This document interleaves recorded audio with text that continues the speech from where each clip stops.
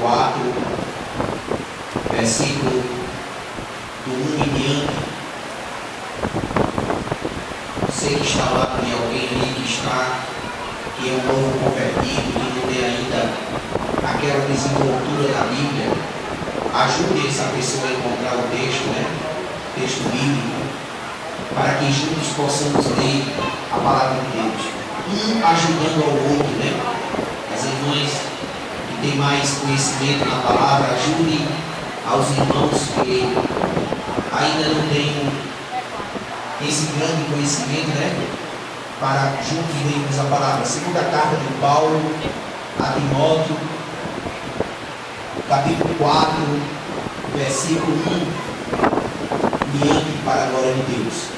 Lembrando aos irmãos que amanhã, último estudo da palavra, e na terça-feira eu estou aqui dando um discipulado para os irmãos que querem melhorar o seu conhecimento na palavra, que querem aprender mais do Senhor Jesus. Então, não esqueça, terça-feira, no horário das 19 horas, estarei aqui para dar ensinamento para os irmãos na aula do discipulado. Quem chegou aqui, diga amém. Diz assim a palavra do Senhor: conjuro-te diante de Deus e de Cristo Jesus, que há de julgar os vivos e os mortos, pela sua vinda e pelo seu reino. Prega a palavra, insista a tempo e fora de tempo, admoesta, repreende, exorta, com toda longanimidade e ensino, porque virá tempo em que não suportarão a sã doutrina, mas, tendo grande desejo de ouvir coisas agradáveis, ajuntarão para si mestres segundo os seus próprios desejos, e não só desviarão os ouvidos da verdade, mas se voltarão às fábulas. Tu, porém, se sóbrio em tudo, sofre as aflições, faz a obra de um evangelista, cumpre o teu ministério. Quanto a mim, já estou sendo derramado como libação, e o tempo da minha partida está próximo. Combati o bom combate, acabei a carreira e guardei a fé. Desde agora a coroa da justiça me está guardada, a qual o Senhor, justo juiz, me dará naquele dia, e não somente a mim, mas também a todos os que amarem a sua vida. Poder sentar.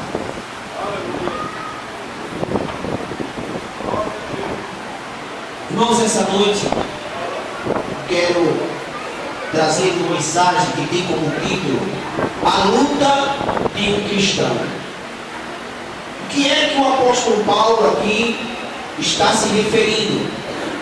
Ele está mostrando aqui, irmãos, que a vida do cristão ela é revestida de luta, de tribulações, de angústias, mas também a maior luta que a igreja ela vai passar e está passando em nossos dias é a luta teológica, é a luta contra a verdade de Deus.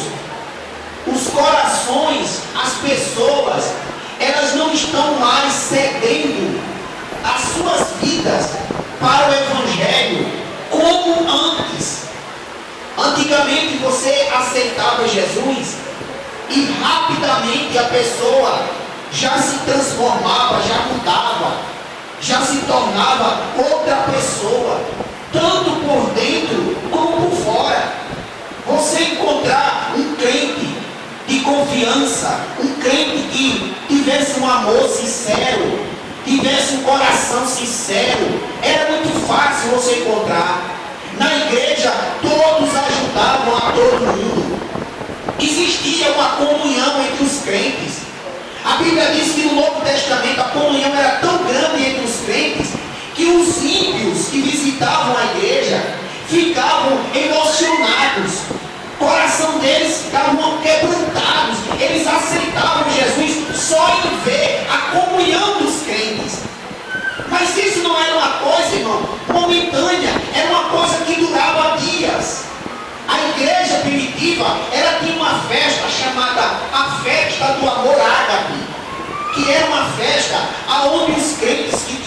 condição, se uniam e traziam para a igreja alimento, comida, pão, vinho, cabrito assado. E eles faziam aquela mesa grande e colocavam todos aqueles utensílios em cima da mesa. Ninguém comia, não tocava em nada. Ficavam louvando, orando, esperando todos os crentes chegarem. Quando chegava o último crente, aí eles sentavam à mesa, agradecia e repartia um com os outros.